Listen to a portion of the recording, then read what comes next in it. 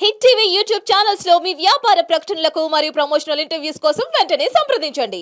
నమస్తే. ఎన్నో ఆధ్యాత్మిక కార్యక్రమాలు మన ఛానల్లో ప్రసారం అవుతూనే ఉంటాయి. అలాగే రాశి ఫలాల ద్వారా చాలా విషయాలు గతంలో కూడా వివరించి ఉన్నారు. మనందరికీ సుపరిచితులు నాయకంటి మల్లికార్జున గురువు గారు. సో మల్లికార్జున గురువు గారితో మనం చాలా కార్యక్రమాలు మున్ముందు చేద్దాం. కాకపోతే ఈరోజు ఒక ముఖ్యమైన కార్యక్రమం చేయబోతున్నాం. ఎందుకంటే ఆయన ప్రముఖ జ్యోతిష్యులు, వాస్తు, అలాగే ఆగమ శాస్త్ర, గణిత శాస్త్ర పండితులు కాబట్టి ఈరోజు ఒక మంచి విషయం గురించి చెప్పబోతున్నారు. శని వక్రగతిన పట్టబోతోంది. జూన్ 30 నుంచి 138 రోజుల పాటు ఉంటుంది అన్నట్టుగా వివరిస్తున్నారు. అయితే వివిధ రాశుల వారికి ఏ విధంగా ఉంటుంది ఈ శని ప్రభావం అనేది చూడబోతున్నాం, వినబోతున్నాం. ఎక్కడా కూడా స్కిప్ చేయకండి వీడియోని. ఎందుకంటే ఇది అన్ని రాశుల వారికి సంబంధించింది కాబట్టి ప్రతి రాశి వారికి ఈ విషయాన్ని చేరవేసే ప్రయత్నం చేయండి తప్పకుండా. ఇక గురువుగారు చెప్పేటటువంటి పరిహారాలు ఏవైతే ఉన్నాయో తూచా తప్పకుండా పాటించండి, నోట్ చేసుకోండి. డౌట్స్ ఏమన్నా ఉంటే కామెంట్ బాక్స్లో తెలియజేయండి. లేదు గురువుగారిని మేము కలవాలి అనుకుంటున్నామంటే స్క్రీన్ మీద కనపడే నెంబర్కి కాల్ చేయండి. నమస్కారం గురువు. నమస్కారం. గురువుగారు, ఈ శని వక్రగతి వలన కర్కాటక రాశి వారికి ఏ విధంగా ఉంటుందో చెప్పండి. ఈ 138 రోజులు. తప్పకుండా అమ్మా. ఓం శ్రీ గురుభ్యో నమః. కర్కాటక రాశి వాళ్ళకి శని వక్రగతి యొక్క ప్రభావం అనేది 138 రోజుల పాటు ఉంటుంది. అంటే జూన్ 30వ తారీఖు నుంచి మనకి నవంబర్ 15 వరకు కూడా వక్రస్థితి అనేది ఏర్పడుతుంది.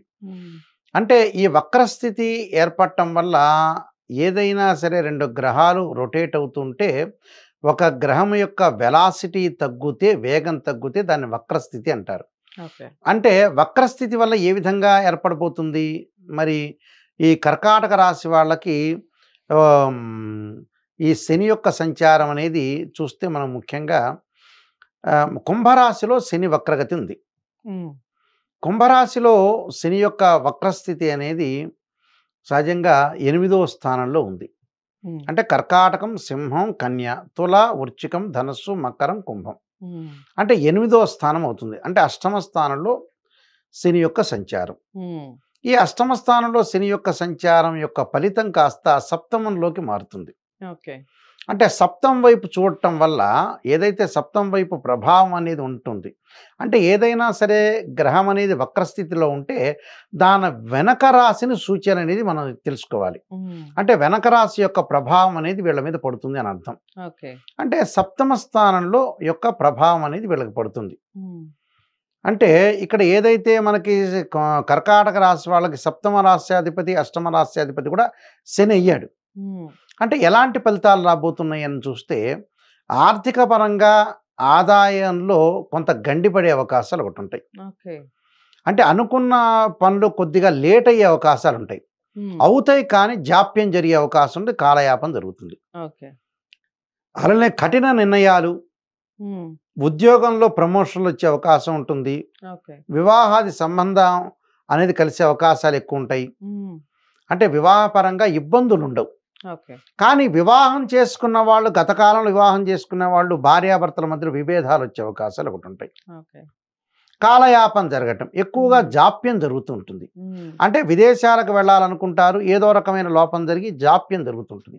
అంటే జాప్యం జరగటం అంటే ఏంటంటే ఇప్పుడు మనం ఒక పని చేయాలి, ఆ పని సమయం పట్టే అవకాశం, అంటే 1, 2 రోజులు, 3 రోజులు, 4 రోజులు సమయం పడుతూ ఉంటుంది. అంటే భాగస్వామ్యతో విభేదాలు, అంటే నూతన వ్యాపారాలు చేయకూడదు. ఉన్న వ్యాపారాన్ని జాగ్రత్తగా కొనసాగించాలి. పరిపూర్ణంగా నేను ఈ వ్యాపారం చేస్తున్నాను, ఈ వ్యాపారంలో నాకు లాభాలు రావాలనే పాయింట్ అనేది ఉండకూడదు. అంటే నూతన వ్యాపారాలు పెట్టుకోకుండా ఉన్న వ్యాపారాన్ని చాలా జాగ్రత్తగా ఉంచుకొని ముందుకు వెళ్ళాలి. లేకపోతే కొన్ని ఇబ్బందికరమైన పరిస్థితులు వచ్చే అవకాశాలు ఉంటాయి. దాంతోపాటు పెండింగ్లో ఉన్న ప్రాజెక్టులు అమలవుతాయి. అంటే వాళ్ళ గత కాలంలో ఏదైతే పెండింగ్ పనులు ఉన్నాయో అవన్నీ కూడా సక్సెస్ అవుతాయి.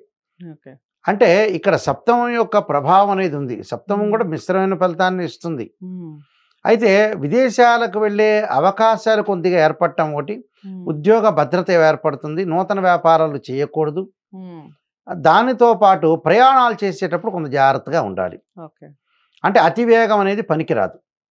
నీటిలోనూ సముద్రంలోనూ మనం స్నానం చేసేటప్పుడు కానీ, నీటి విషయంలో కానీ, సముద్ర విషయంలో కానీ జాగ్రత్త ఉండాలి. అంటే నీటి ద్వారా కొన్ని ఇబ్బందులు ఏర్పడతాయి. అలానే దీర్ఘకాలిక వ్యాధులు ఉన్న వాళ్ళు కూడా జాగ్రత్తగా ఉండాలి.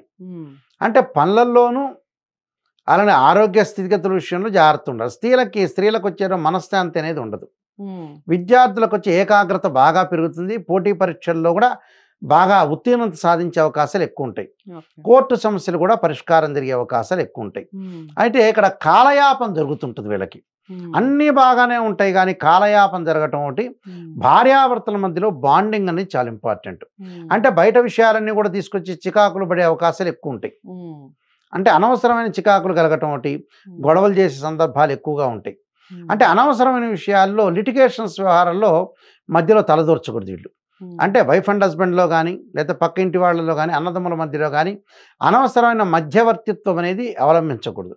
దానివల్ల వీళ్ళకి చికాకులు కానీ అనవసరంగా డిస్టర్బెన్స్ జరిగే అవకాశాలు ఎక్కువ ఉంటాయి. దానివల్ల ఇవన్నీ మానుకొని కొన్ని పరిహారాలు చేసుకొని ముందుకెళ్తే సరిపోతుంది. కర్కాటక రాశి వారు ఏ విధమైన పరిహారాలు చేసుకోవాలి చెప్పండి. కాలయాపన జరగకుండా ఉండటానికి పనులలో విఘ్నాలు తొలగటానికి, అంటే విఘ్నం అంటే కాలానికి విఘ్నం వస్తుంది, ఆ విఘ్నం తొలగటానికి, అలానే మనకు విఘ్నం లేకుండా ఉండటానికి విఘ్నేశ్వరుని ప్రార్థన చేయాలి. అంటే విఘ్నేశ్వరుని ప్రార్థన చేయటం వల్ల ఏంటంటే మనకి అనుకున్న పనులన్నీ కూడా సక్సెస్ అవుతాయి. అది ఎలా చేయాలి గణపతికి అంటే వక్రతుండ మహాకాయ కోటి సూర్య సమప్రభ నిర్విఘ్నం కురుమే దేవ సర్వకార్యేషు సర్వదా అన్నారు. అంటే గణపతిని గకార అష్టోత్తరంతో గరికతో ప్రార్థన చేస్తే మనకు అన్నీ కూడా శుభాలన్నీ కూడా జరిగే అవకాశం ఖచ్చితంగా ఉంటుంది. కాబట్టి గణపతిని ఆరాధన చేస్తే మనకు మంచి ఫలితాలు వచ్చే అవకాశం ఖచ్చితంగా ఉంటుందమ్మా. సో అదండి, కర్కాటక రాశి వారు గణపతిని ఎక్కువగా ఆరాధన చేయండి, గరికతో పూజలు చేసుకోవటం వల్ల చాలా మంచి ఫలితాలు ఉంటాయి అన్నట్టుగా చెప్తున్నారు గురువు గారు. ఇంకా మీకు డౌట్స్ ఏమన్నా ఉంటే తప్పకుండా స్క్రీన్ మీద కనపడే నెంబర్కి కాల్ చేయండి. వీడియోని లైక్ చేసి షేర్ చేయండి. ఛానల్ని సబ్స్క్రైబ్ చేసుకోవడం మర్చిపోవద్దు. తదుపరి రాశితో మళ్ళీ కలుస్తాం. నమస్తే.